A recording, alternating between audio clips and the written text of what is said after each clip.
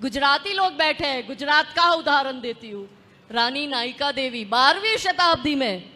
मोहम्मद गौरी को पता चलता है कि पाटन के राजा की डेथ हो जाती है,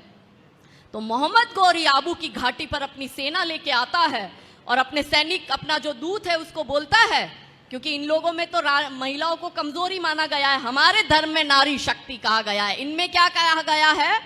कि महिला जो है वो क्या है, खेती है, उसको जितना मर्जी उतना जोतो, और वो मात्र बच्चा करने की मशीन है, और आपके जो अंदर की काम तृष्णा है उसकी पूर्ति मात्र उपभोग की वस्तु महिला है, ऐसा इनमें कहा गया है।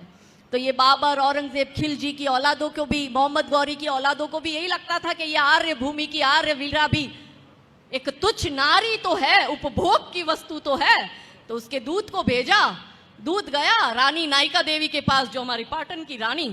और उस समय स्टेट व्यवस्था होती थी, तो भारत के टॉप 3 स्टेट में से, ऐसे साम्राज्य में से जो सबसे समृद्ध है उसमें से एक पाटन था, हमारे गुजरात का। रानी के पास वो दूत आता है और रानी नायिका देवी को कहता है कि मोहम्मद गौरी सेना लेके घाटी पे आ गया है, मोहम्मद गौरी की 3 शर्तें हैं, यदि आप ये तीनों शर्तें मानती हो तो मोहम्मद गौरी आप पर अटैक नहीं करेगा, आपके राज्य पर अटैक नहीं करेगा। रानी ने कहा शर्त बता। उसने कहा पहली शर्त इस्लाम स्वीकार करो, दूसरी शर्त मोहम्मद गौरी से निकाह करो, और तीसरी शर्त आपके पाटन का जितना भी धन धान्य है वो सब मोहम्मद गौरी को सौंप दो। रानी ने कहा, रानी बड़ी होशियार हो, बचपन से ट्रेंड हुए होते हैं,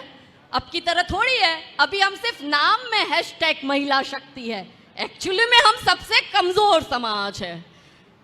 तो रानी नायिका देवी ने कहा कि मुझे तेरे राजा की तीनों शर्तें मंजूर है, जा मोहम्मद गौरी को जाके मेरा मैसेज दे दे।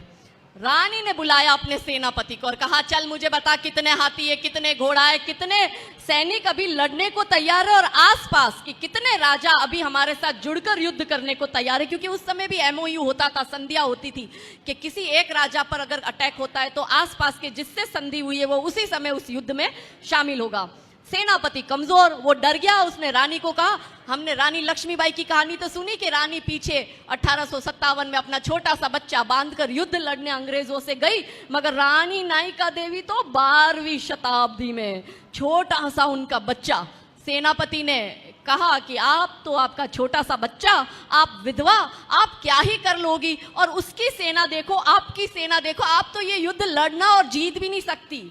रानी क्रोधित हो गई ऐसी कमजोरी वाली बातें सुनकर। रानी ने उस सेनापति को वही निकाला, खुद ने सेना की कमान अपने हाथ में ली और रानी ने पूरी स्ट्रेटजी बनाई, और रात में आबू की घाटी पर जब मोहम्मद गौरी की सेना सो रही थी तब रानी ने उस पर आक्रमण किया और उनकी पूरी सेना को काट कर मार कर खत्म किया। और मोहम्मद गौरी देखता है कि इसने तो मेरी पूरी सेना खत्म कर दी, तो वो अपनी जान बचाने के लिए मोहम्मद गौरी भागता है और रानी के पीछे अपना बच्चा बंधा हुआ होता है। रानी उसके पीछे जाती है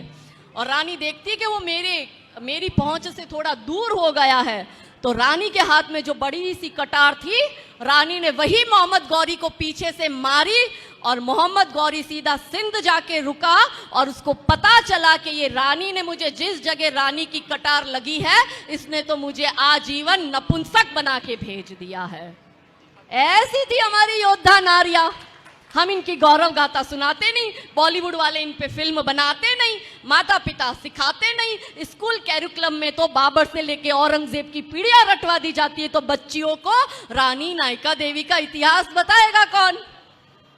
हमारी बच्चियां वो देखती है करीना खान को, फिर उसको वो शाहरुख, सलमान, सैफ अली खान ही तो पसंद आएगा। आपने, हमने अपनी बेटियों को यदि नायिका देवी की गौरव गाथा, यदि जीजा माता की गौरव गाथा सुनाई होती तो कोख से छत्रपति शिवाजी महाराज पैदा होते।